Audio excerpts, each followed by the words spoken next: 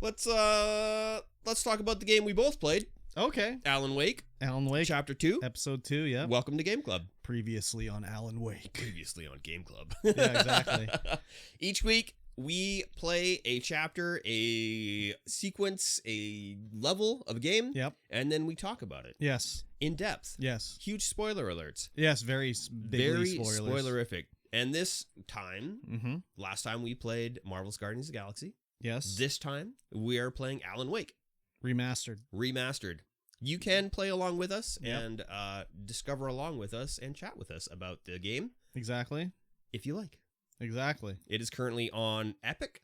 Epic is the only place where you can play, and Xbox, of course. And I think on PS5, maybe.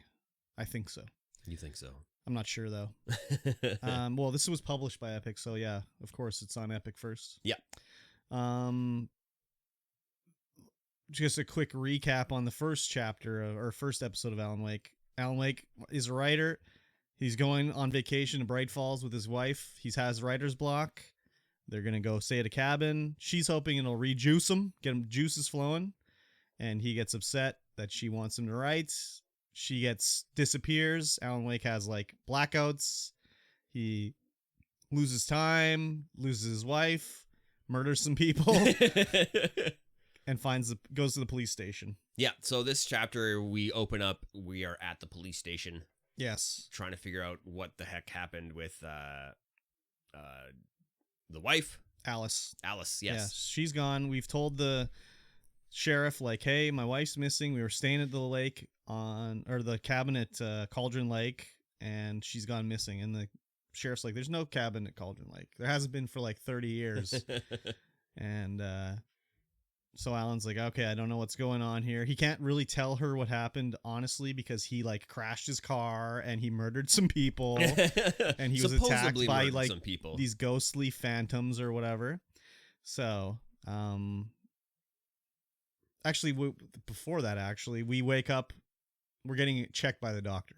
Oh, yes. The doctor's checking us out, see if we have a concussion or whatever. Yeah, and he's got a delicious sea bass on the counter. Yes, I don't think it was a sea bass, but it was a bass.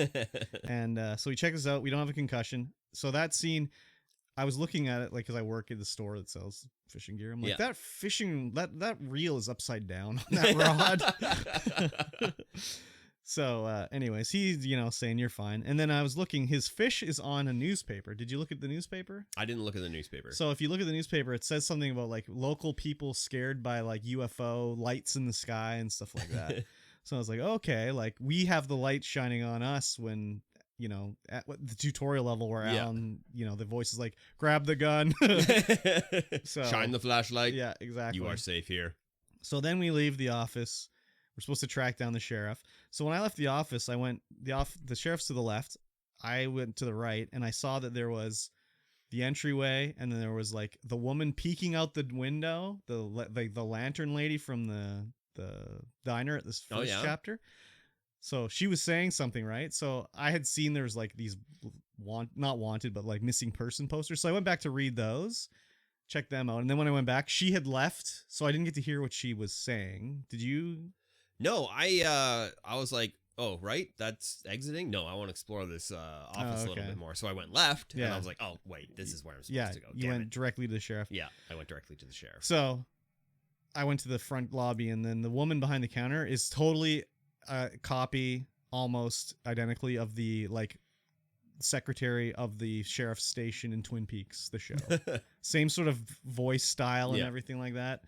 Sort of squeaky, like blonde, short, small girl. So again, another Twin Peaks reference in this game. But she just says like, oh, that's the local eccentric woman, blah, blah, blah. So when you go to talk to the sheriff, you try to explain to her like,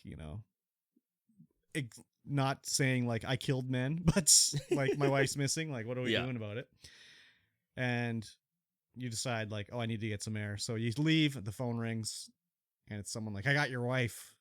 You better come up to Lover's Peak tonight, midnight. Or she's you want proof? Yeah. Go outside, out the back. Yeah. Go through the hole in the fence and look at the old wreck. Yeah. And there'll be something in there to prove it to you. So you go back, and I went back there, and there's a radio. I turn on, I listen to the radio. There's a little radio call-in thing, whatever. And I was like, how do I get back there? Like, I can't punch a hole in the fence or anything like that. Like, whatever. And I was like, oh, right. Alan Wake can jump. So I jumped over the little mini fence and then I destroyed the fence. Yeah, this is where it shows you that this game is old. Yeah. Because the fence has a hole in it, but there's like a bunch of wood stacked up in front of it, like a little pallet. Yeah. And you kick the wood and it just explodes all over the place. Yeah. In true early gaming fashion. Yeah. So you go through there, you get to the wreck, and there's like on the seat is Alice's driver's license. Yeah. So it's like, okay. So basically now it's like we got to get out of the sheriff's department here and get to this. I can't even remember what the name of the park was called, but it's in some national park we have to go to. Yeah. Let me see if I can find it in here. Yeah. So we head back into the sheriff's office, and it's like, we got to get out of here. So we're, there's some. So before back, you have to go through the jail cells to get outside. Oh, right. And so when you're coming back through the jail cells, there's the TV in the corner, and the TV comes on, and it starts showing Alan going crazy at his desk, like writing, like I have to writing in the lake, the Cauldron Lake. Like cabin that doesn't exist. Did you turn the light on for the guy? Yes, I did. Oh, okay. Yeah, there's an inmate. He's drunk, and he's like, "Hey, man, turn the light on. They never turn the lights on for us." Yeah. So you can turn the light on for him if you want. Did you listen to his whole spiel?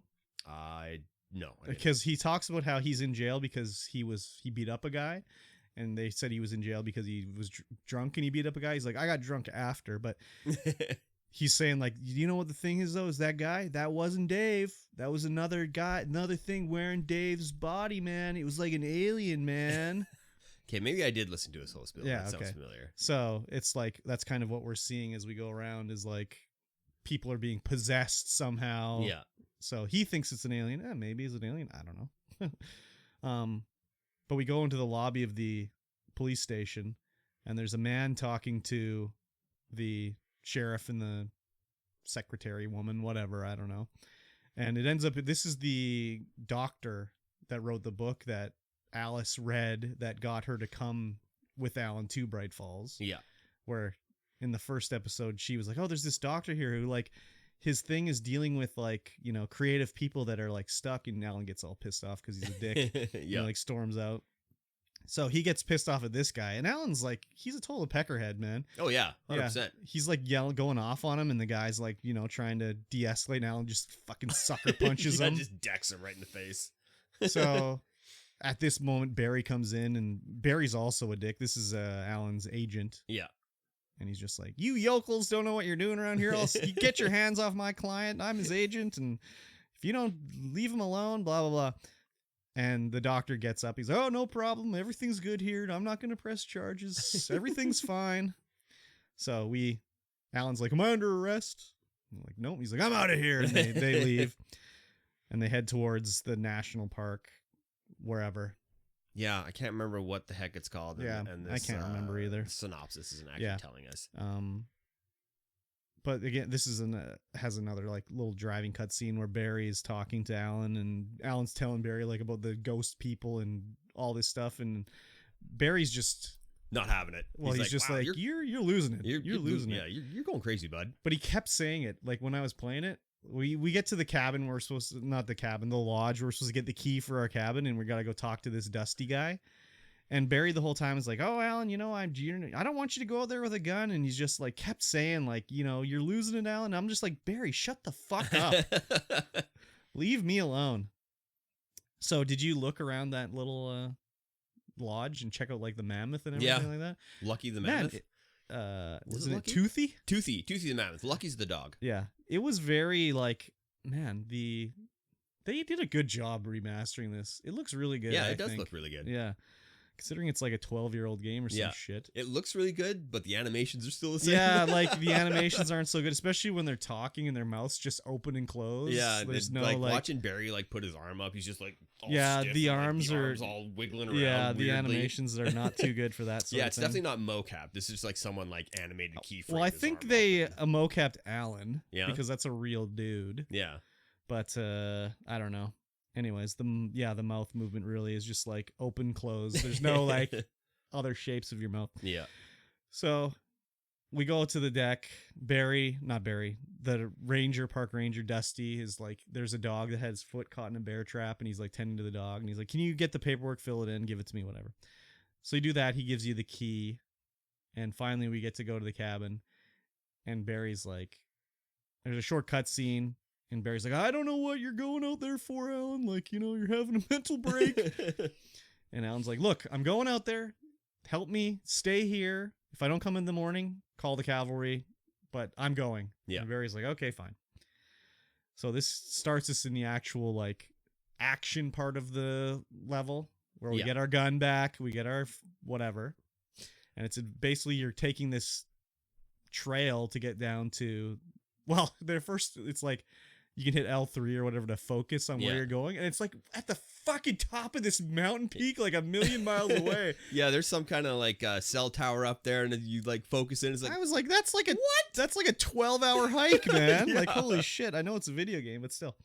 But you work your way past these other cabins. Did you go in all the cabins and stuff like that? Yeah, I went in all. So when you're in the cabins... I went in one. Okay, there's at least 2 you can go into. I don't know if you noticed, but when I was like looking in the cabin, if you turned, you would see like guy walk by the window and stuff like that. I saw. I didn't see the guy walk by the window, but when I was walking, I would see like a guy move from like a tree to like another. No, I didn't see that, but yeah, there was like the baddies were scouting us. I found a thermos, and I found lots of manuscript pages. Oh, that was the other thing we missed. There was a flashback at the start. First thing the chapter started with a flashback. Oh yeah. Where we're in New York. The power goes out. Alice is upset. She's designing the book cover, but you find 2 manuscript pages in there that are not in Alan's voice. They were in another voice. I actually started looking at the manuscript pages after you had said that it kind of like glimpses the future. Yeah, it does. So these voices, I think, do you remember in the first episode? I can't remember. Like I said, I played this game before, but I remember the overall. I don't remember the minutia. When you first get into Cauldron Lake, there's a table where there's these books, and Alan looks at him. He's like, who's this guy? What's this author? I can't remember his name. It was Kane something or else. And he's like, I've never heard of this author before, but there's like 6 books, and they're obviously like, nicely bound. They're like real books, right? Yeah. But Alan's like, I've never heard of this guy. So I'm thinking it's probably that guy, but the voice was not Alan's voice, so he was interesting anyways. But anyways, back to the thing. We're working our way through the forest, and man, the forest, I was like, man, I'd love to hike here. It looks so nice. It's a pretty nice place. Yeah. But you go after you go through the cabins, you go back down to the place where is that where it happens? You go back down to where the ranger is? Yeah.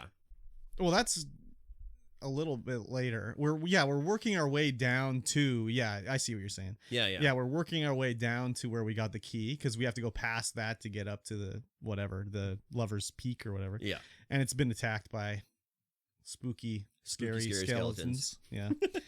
And so at this point they start showing off the little blobs on the ground that will damage you if you step in them. Yeah, I didn't know they would damage you if you would step in them, because I didn't step in any at this point. I was like, okay, there's a blob, that's cool. I just walked on past, went and saw the ranger, and he's like, yeah, we need to turn the light on. Here's the key to the office. Here's the key to the office. If you just shine your flashlight on them, they go away. You don't have to boost it. You can just point your flashlight at them. And in fact, you can just point your flashlight at any enemy, and eventually it'll break them, but it takes forever. But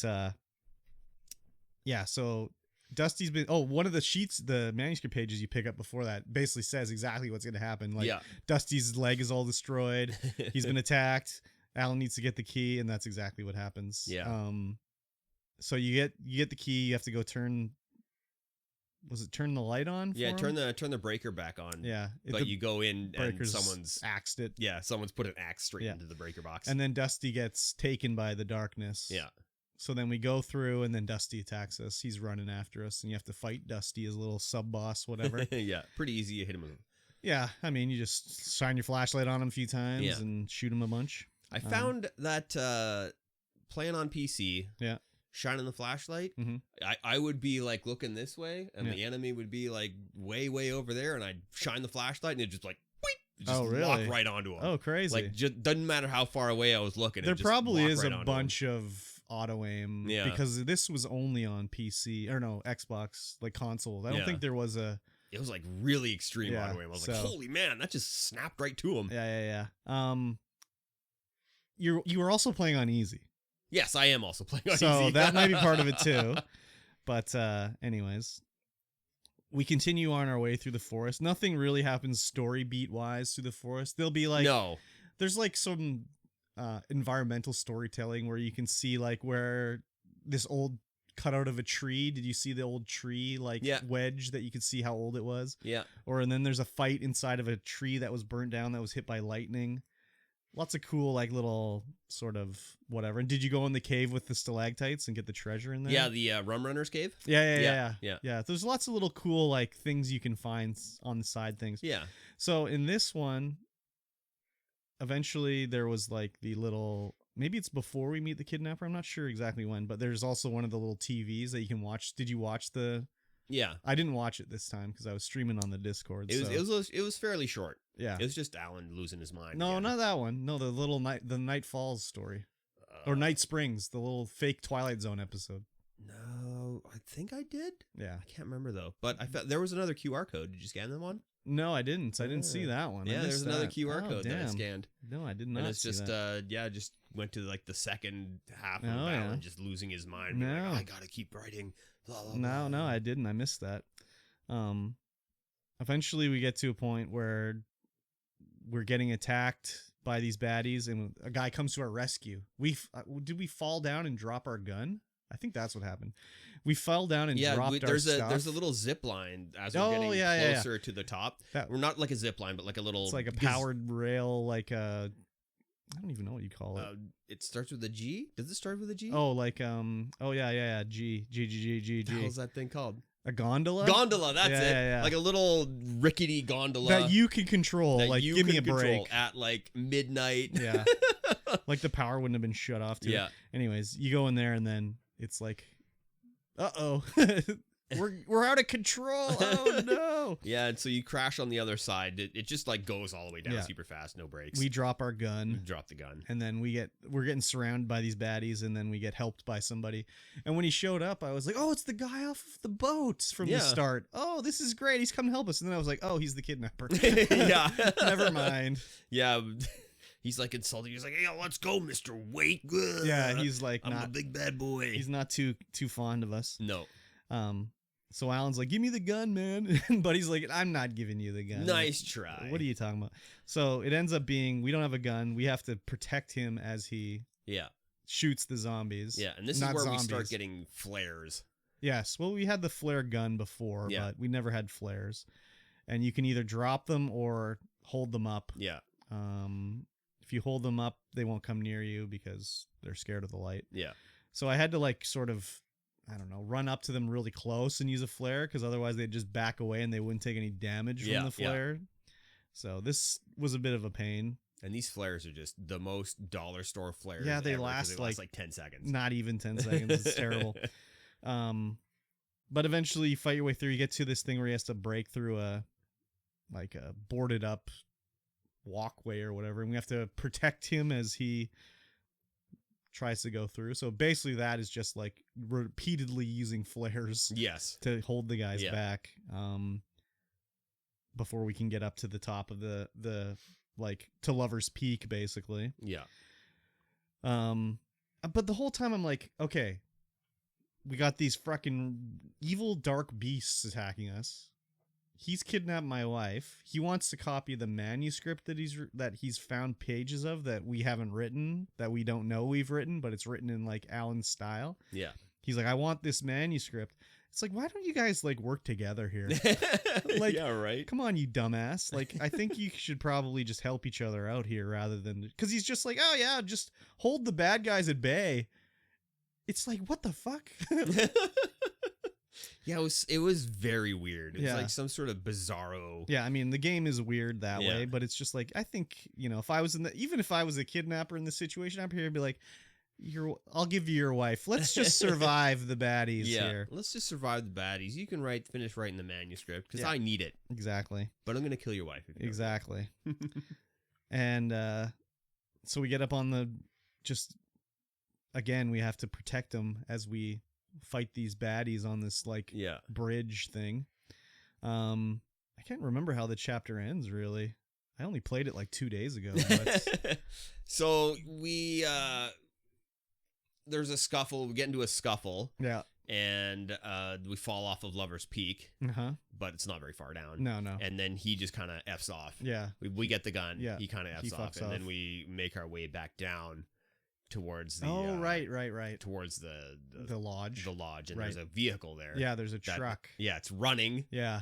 It has the lights on. Yes. And then you get the keys, go to it, get in, and then drive back up to the drive back down. Man, the driving in this game sucks. Oh, it was awful. Oh my god. I was crashing it's so, like, everywhere. Skating and squirrely and slippery.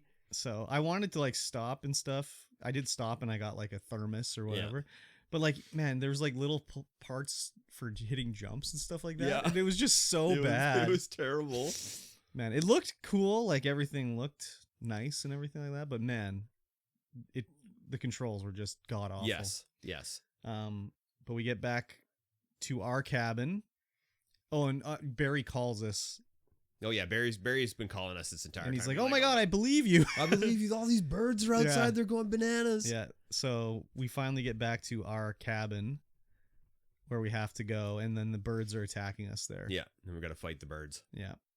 There was a few other fights in between. Like I did die one time. I did too. Like the combat, because all the guys like two hit you all the time. If you got like three guys chasing you, they just like slice, you get stunned, slice, you get stunned, slice, you're dead. If you can dodge it, then it slows down or whatever. Yeah. The part I died at was there's these two lumberjacks. This is right before we get to the Lover's Peak, I think.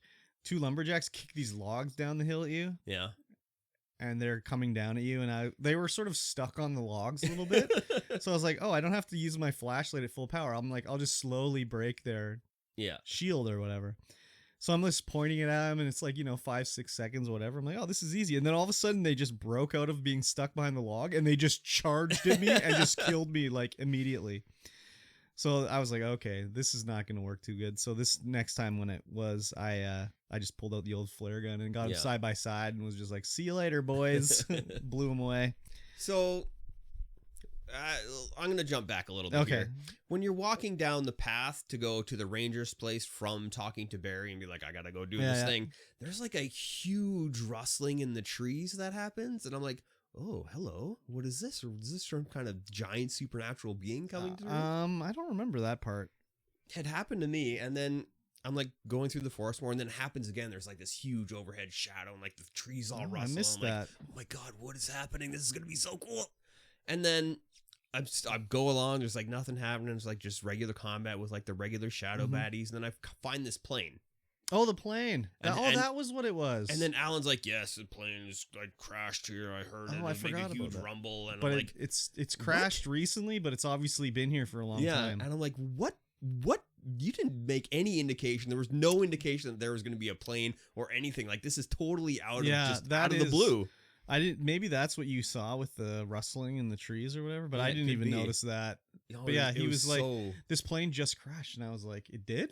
No, I know. It was like so out of place. I was like, what? What are you even talking about? So this doesn't make any sense whatsoever. Yeah. So there was treasure if you climbed on the wing of the train. Yeah, I went up there and got it. Though it was like climbed into the fuselage and it started to tip, and I was like, oh, that was unexpected. I didn't expect that to happen, but it didn't tip back when I went through. No, it definitely didn't. So that was unexpected for sure. Yeah, there was the old mill that's there as well. This is where I first encountered those little black blobs. Yeah, I intentionally stepped on one there because I was like, oh, do you get damaged by these? Because I knew you could destroy them, right?